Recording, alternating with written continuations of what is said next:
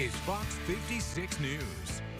Welcome back now, 9/11 on this Tuesday morning. We're joined by Kentucky sports writer Dylan Ballard from A Sea of Blue. Thanks so much for being here. Thank you so much for having me. Yeah, it's exciting. And we're right around the corner from basketball season. Yeah. We had Big Blue Madness just this past weekend, which was a lot of fun. I know you were there. Anything memorable from it so far? I mean, we were just talking in the break about it a little bit. Yeah, definitely. There were so many things. And I think, you know, last year was hard to top because Rick Pitino comes back. But I will say that I think that this year, having John Wall back, and when that music hit and everybody knew it was John Wall coming up out of the floor, that was insane. Of course, the Jordan Smith.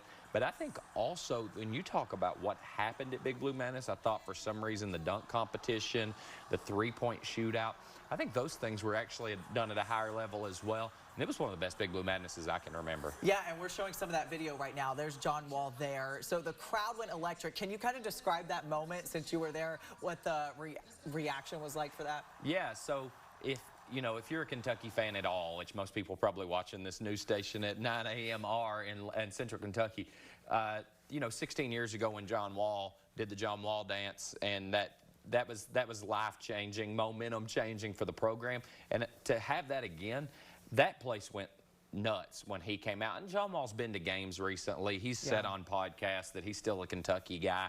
But I think just him doing that dance to that song beside Pope, I think it was a statement that, these players still are Kentucky guys. And the atmosphere just went electric, and I think it was a really cool moment to be there. And I think people that have been around the program a while, I think people were probably even maybe tearing up a little bit. It brought back some memories. And people are really excited, obviously, as I think both of us are on this couch. Let's go ahead and look ahead, though, at this season. Are there some players that you're watching very closely? I mean, honestly, I was just looking through the roster again this morning.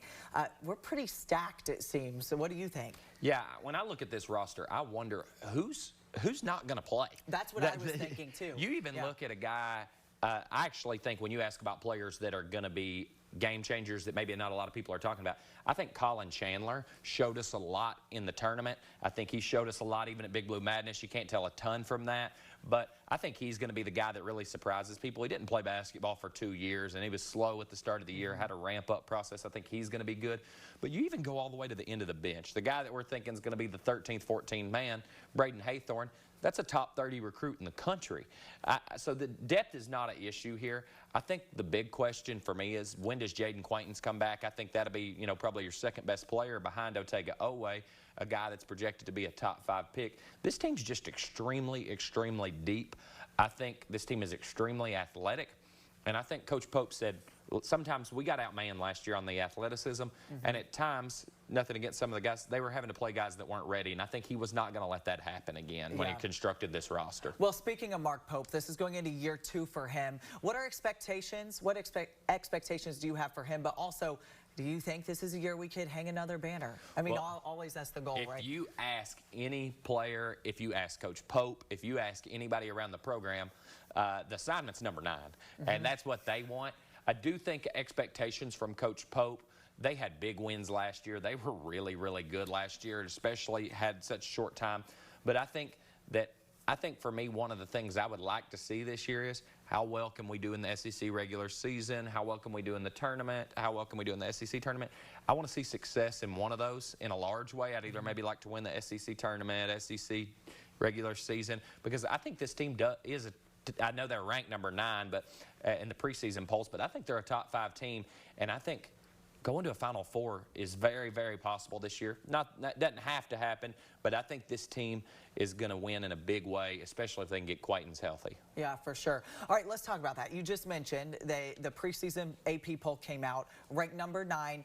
You already kind of said you think we should be ranked a little bit higher. So what do you think BBN is feeling about that preseason ranking? I think if you're going to be ranked outside of the top 5 with the way this team's, the way this coaching staff and this program's talking about it, the best number is probably number 9, because that's all they're talking about. But I actually do think they're a little low. I think that if you look at the roster as a whole, and I know I've mentioned it 2 or 3 times, probably because Quaintance is injured. That may be it right now, because Owe's not played a lot the preseason. They don't know what some of these guys that we're expecting to do well. But I personally thought they'd be around number 5 or 6. I think it's fair that Florida's ahead of them. Purdue, that's coming into town 2 weeks from last Friday, a week from this Friday. Houston, I know it's a Rick Pitino team we're going to see in December, but I think St. John's is a little high, but I expected 5 or 6, but I think 9's.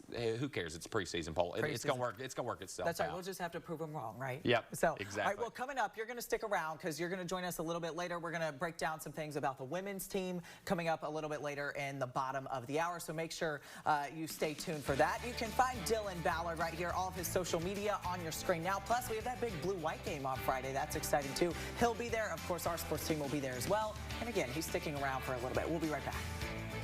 You're watching Fox 56 News. Our home, your news.